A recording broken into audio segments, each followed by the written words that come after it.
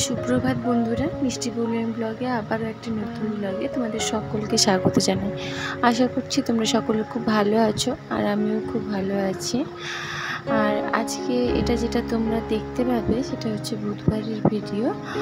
আর বুধবার দিনকে দেখো আমি এখন বেরিয়েছিলাম, তো বাবার বাড়ি যাব বলে বাবা এসে পৌঁছেছে এই সকালেই, তারপরে আমাকে নিয়ে যাচ্ছে। বাবার বাড়িতে চড়ক পুজো আর মনসা পুজো এগুলো সব এখনও বাকি রয়েছে, হয়নি চড়ক পুজো। আরও সব জায়গায় চড়ক পুজো হয়ে গেলেও আমার বাবার বাড়ি সেখানে কিন্তু চড়ক পুজোটা এই সময়টাতে হয়। আর চড়ক পুজোর পরেই দুদিন পরেই মনসা পুজোও হবে, তো এই জন্য বাবার বাড়িতে গিয়েছিলাম। বাবা এসে নিয়ে গিয়েছিলো। আর এদিকে দেখো আমার বাবার বাড়িতে এসে সকাল বেলায় এসে পৌঁছেছিলাম, কিন্তু আর পরিশ্রম খুব হয়েছিল আর ভিডিওটা করা হয়নি। তারপরে এখন দেখো রাত্রিবেলায় লুচি আরও হবে, আর মাম্মাম বসছে, আর সেখানে একটা বাচ্চা মেয়ে বসেছিল, সে হচ্ছে আমার বৌদির মেয়ে।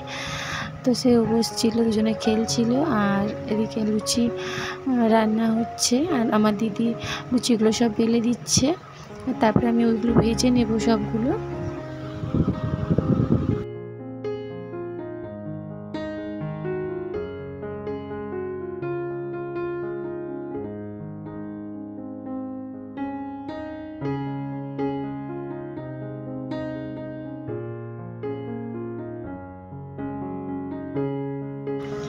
আমার বাবার বাড়িতে এসে ভেবেছিলাম যে তোমাদের সঙ্গে অনেক ভিডিও শেয়ার করব, কিন্তু এখানে নেটওয়ার্কের প্রচুর প্রবলেম, তো তোমাদের সঙ্গে আমি কিন্তু সেভাবে ভিডিওটা শেয়ার করতে পারছিলাম না।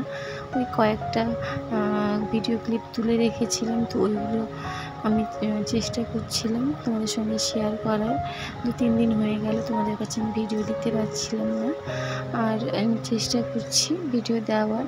বাবার বাড়িতে অনেক সুন্দর কাটানো মুহূর্ত রয়েছে, যেগুলো আমি তোমাদের সঙ্গে শেয়ার করব পরে। আর এখন দেখো সবাই রাত্রে খাচ্ছে লুচি, আর আলুর দমটা কিনে আনা হয়েছিল, ঘরে বানানো হয়নি। আর তারপর মিষ্টি আর ঘরে আলু ভাজা করেছিলাম, তো ওইগুলো দিয়ে সকলে আমরা খেয়েছিলাম। তারপরে দেখো এখানে আমরা মেলায় একটু এসেছি রাতের দিকে, চড়কের মেলায়। প্রতিদিনের মতো তোমাদের কাছে আমার অনুরোধ, যদি ভিডিওটি একটু ভালো লাগে তো প্লিজ সকলে আমার চ্যানেলটিকে সাবস্ক্রাইব করে আমার পাশে থেকো। যারা অলরেডি সাবস্ক্রাইব করে দিয়েছো তাদেরকে জানাই অনেক ধন্যবাদ আর অনেক ভালোবাসা। তোমরা সকলে এইভাবে আমার পাশে থেকো, আর লাইক কমেন্ট শেয়ার অবশ্যই করো। আর এখানে দেখো আমার বাবার বাড়ি, এখানে কিন্তু চড়কটা ভীষণ সুন্দর হয়।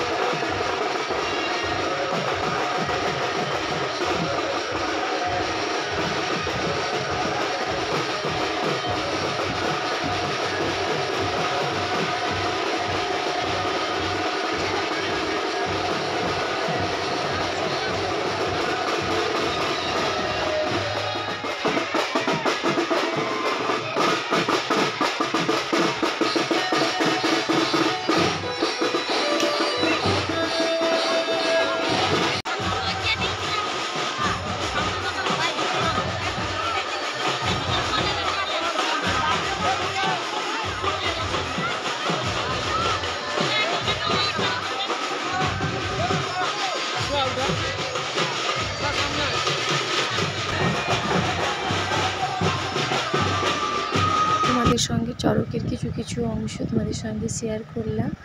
আর চড়কের পরের দিনে একটা সাংস্কৃতিক অনুষ্ঠান আয়োজিত হয়েছিল। তো সেখানে মাম্মাম অঙ্কন প্রতিযোগিতায় নাম দিয়েছিল, আর এদিকে নাচও একটু করেছিল, আর আমার দিদির মেয়েও নেচেছিল, আর আমার মাম্মাম নেচেছিল, আবৃত্তি করেছিল। ওই ছোটো করে একটা গ্রামে সাংস্কৃতিক অনুষ্ঠান হয়েছিল, সেখানে মাম্মাম নেচেছিল।